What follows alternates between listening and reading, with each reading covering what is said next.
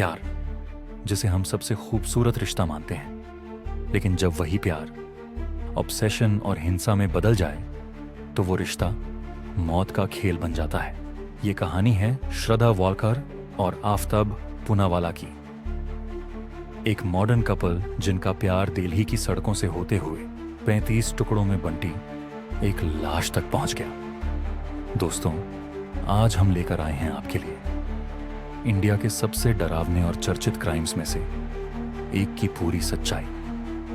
नमस्कार दोस्तों, कैसे हैं आप सब? आज हम आपके लिए लेकर आए हैं एक और दिल दहला देने वाला केस। लेकिन कहानी शुरू करने से पहले आपसे एक छोटी सी रिक्वेस्ट, वीडियो को लाइक कीजिए और चैनल को सब्सक्राइब जरूर कीजिए, क्योंकि आपका एक लाइक और सब्सक्राइब हमें मोटिवेट करता है आपके लिए और भी इंटरेस्टिंग वीडियोस बनाने के लिए। तो चलिए दोस्तों, बिना देर किए आज की कहानी शुरू करते हैं। श्रद्धा वालकर महाराष्ट्र के वासाई की रहने वाली थी। 27 साल की इस लड़की के सपनों में था करियर, प्यार और एक नई जिंदगी। वो मॉडर्न सोच वाली थी, लेकिन उसका फैमिली बैकग्राउंड ट्रेडिशनल था। पेरेंट्स चाहते थे कि वो अपनी पढ़ाई और करियर पर फोकस करे, लेकिन डेस्टिनी ने उसे मिलवाया आफताब पूनावाला से, एक चार्मिंग, कॉन्फिडेंट और स्मार्ट लड़का।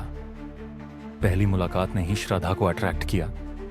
धीरे धीरे दोस्ती प्यार में बदल गई, लेकिन इस प्यार को उसके परिवार ने कभी एक्सेप्ट नहीं किया। फैमिली ने साफ कहा था, ये रिश्ता तुम्हें बर्बाद कर देगा। लेकिन श्रद्धा ने दिल की सुनी और घर छोड़कर आफताब को चुना। शुरुआत में सब कुछ नॉर्मल था।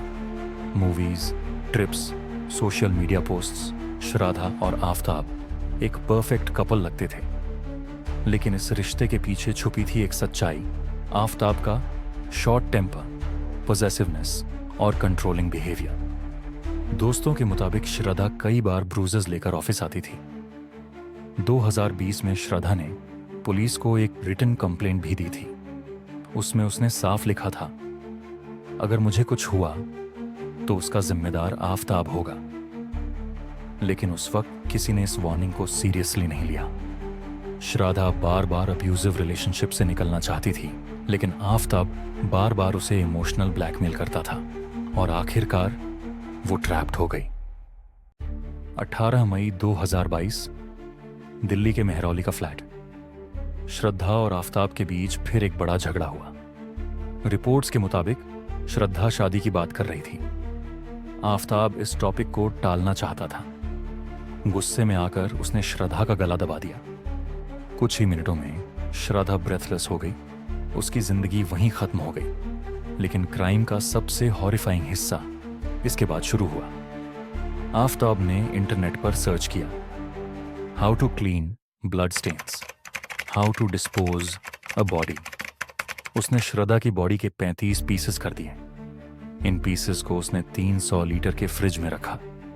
हर रात वो एक एक करके पीसेस जंगल में डिस्पोज करता, कभी प्लास्टिक बैग में, कभी सूटकेस में। लगभग 18 दिन तक ये मकाब्र गेम चलता रहा। श्रद्धा अचानक सबकी जिंदगी से गायब हो गई। उसके फ्रेंड्स ने कांटेक्ट करने की कोशिश की, लेकिन आफताब हमेशा एक्सक्यूजेस देता रहा।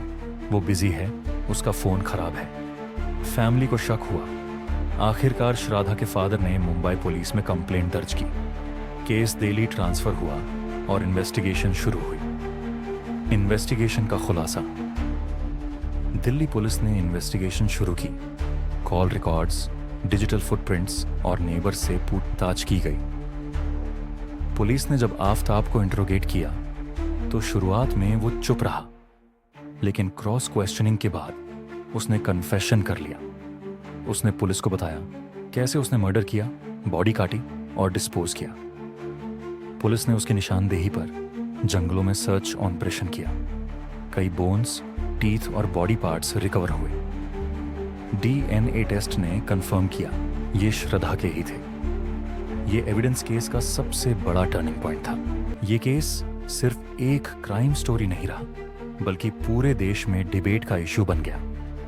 लिव इन रिलेशनशिप्स की सेफ्टी पर सवाल उठे।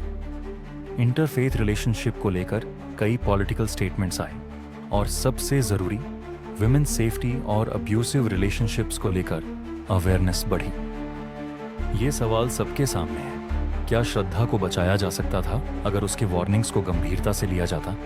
क्या सोसाइटी और लॉ सिस्टम जल्दी एक्शन ले सकता था?